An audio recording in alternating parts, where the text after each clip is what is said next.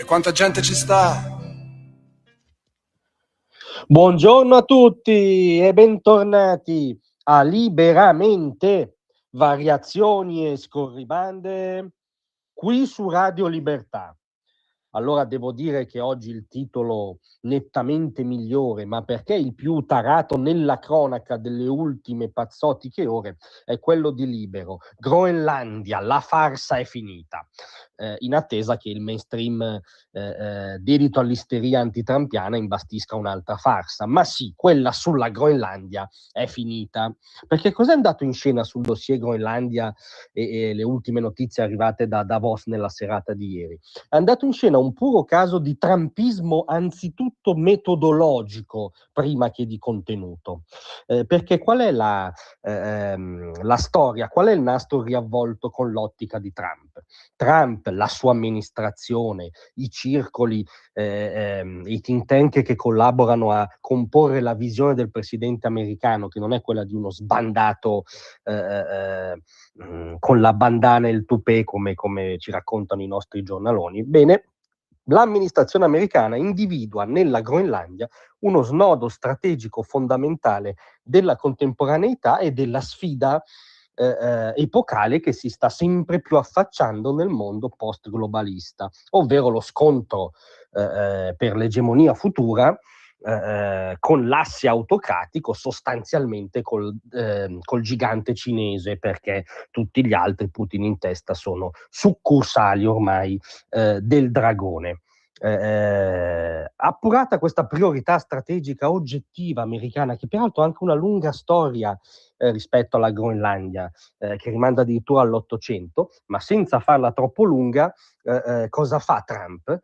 Mette in scena il suo consueto metodo d'azione, che lui ha anche teorizzato in un libro sull'arte del deal, che tutti gli antitrampiani isterici dovrebbero leggere, non peraltro per capire almeno l'oggetto della loro isteria prima di esercitarla. Perché cosa fa Trump?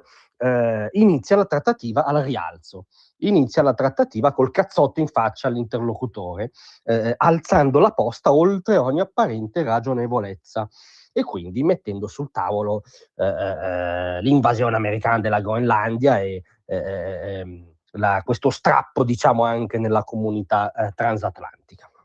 In Europa si reagisce appunto con l'isteria,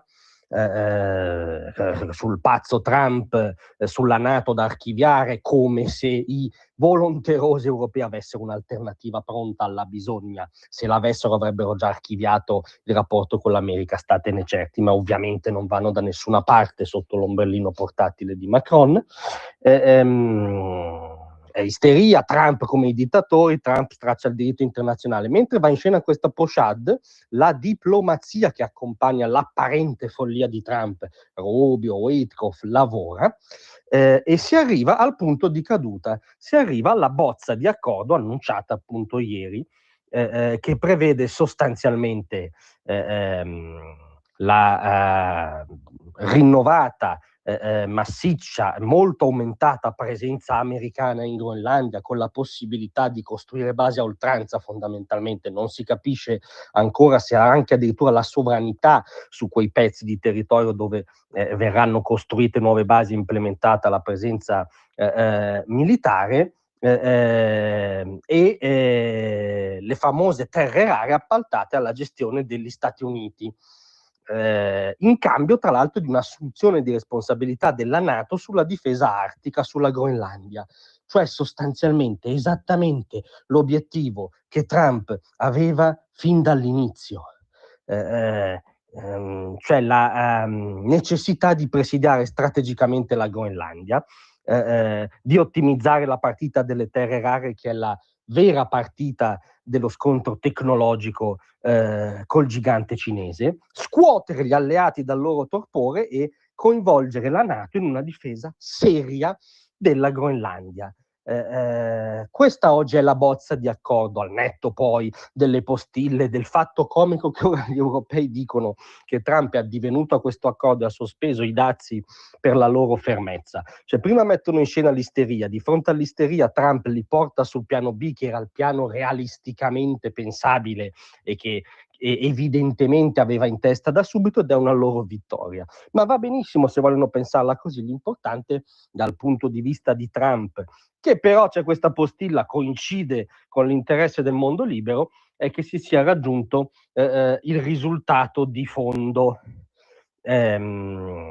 Il risultato di fondo che è riassunto nel comunicato che ha postato Donald Trump a seguito di un incontro molto proficuo con il segretario generale della NATO. Abbiamo definito il quadro di un futuro accordo relativo alla Groenlandia e di fatto all'intera regione artica. Questa soluzione, se finalizzata, sarà estremamente vantaggiosa per gli Stati Uniti d'America e per tutte le nazioni della NATO. Quindi, ancora una volta, loro signori non ci hanno capito nulla. L'apparente follia del puzzone li ha portati a spasso. L'obiettivo erano priorità strategica, rafforzamento esponenziale della presenza americana, assunzione di responsabilità degli alleati, soprattutto quelli che insistono sull'Artico, paesi del nord Europa, partita delle terre rare. Se questa bozza andrà in porto, ma andrà in porto perché gli europei sono felici, la spacciano come un loro risultato, beh, sarà una buona notizia per Trump, una buona notizia per noi, una pessima notizia per tutti i dittatori del globo, Xi Jinping in testa. Gioco, partita, incontro. Grazie a tutti.